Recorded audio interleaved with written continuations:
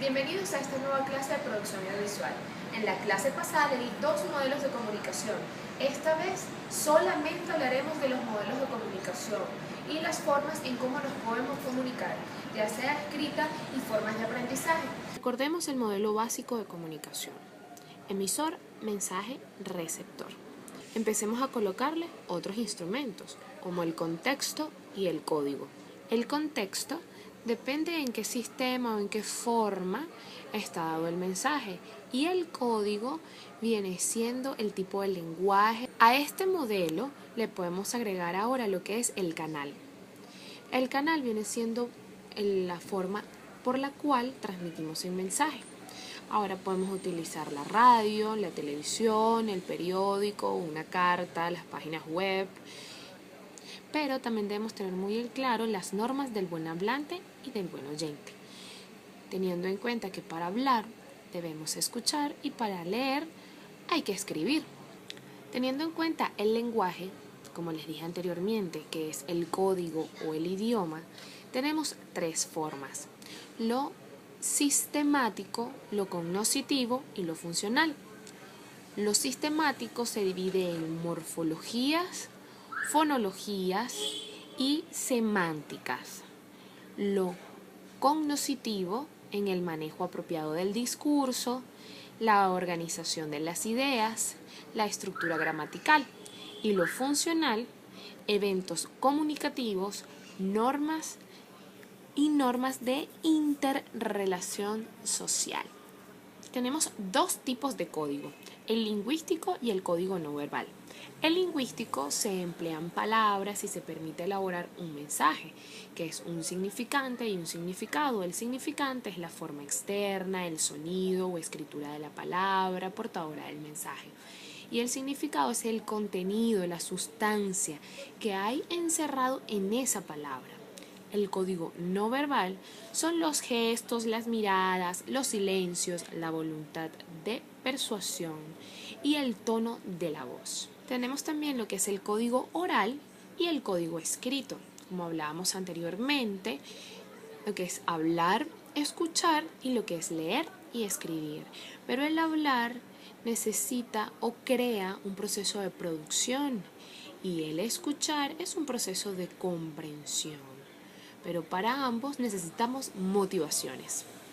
En el código escrito se cambian los papeles. El hecho de leer es un proceso de comprensión y el hecho de escribir es un proceso de producción. Técnicas de aprendizaje. El cerebro está dividido en dos hemisferios, como todos sabemos.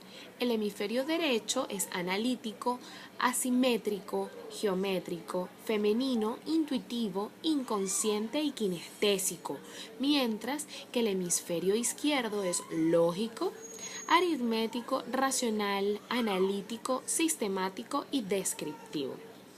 En las técnicas de aprendizaje está el sistema de representación, que es por medio de los cuales se aceptan las ideas o conceptos, que es la vista, que la mayoría del tiempo dices mi punto de vista, el oído, no me suena eso, o el tacto, no lo he tomado.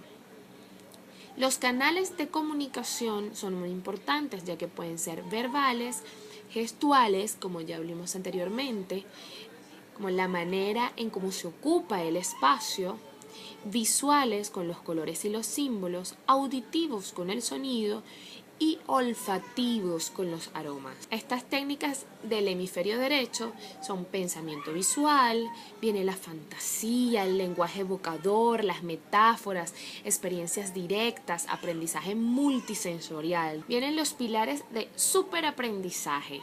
Estos pilares de superaprendizaje se han empezado a utilizar en la nueva era, que son la respiración, la relajación, programación mental, métodos pedagógicos y la música.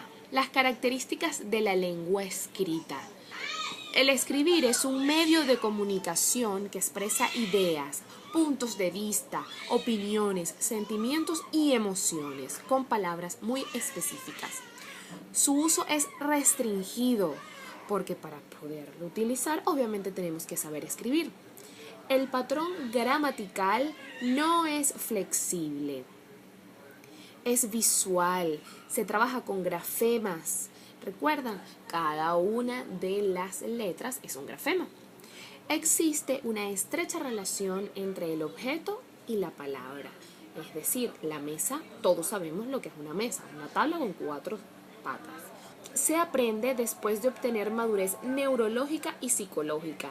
Después de cierta edad es que empezamos a hablar. Siempre entendemos antes de empezar a pronunciar palabras, igual como que si ahora empezáramos a hacer otro idioma. Es más exigente en cuanto al vocabulario empleado. Es más precisa, se atiende a una jerarquización de ideas. Se evitan ambigüedades y repeticiones. Se presta mayor atención al cumplimiento de las reglas sintácticas. Es decir, en el cómo se escribe. Es algo esencial. Si tienes algún tipo de error ortográfico, es fatal. Goza de prestigio. Por tanto, los documentos tienen valor testimonial porque es permanente. Todo lo que se escribe sobre un papel queda. La gente lo guarda. Así que hay que tener mucho cuidado con lo que escribimos. Cuando empezamos a escribir tenemos que hacer una planificación, distribuir el tiempo para la elaboración del trabajo, determinar las características del escrito, el destinatario, para quién es el escrito, el género textual, si es una carta, un diálogo, un monólogo, un cuento, un resumen, un informe, una poesía, un diario, extensión del escrito, los números de página.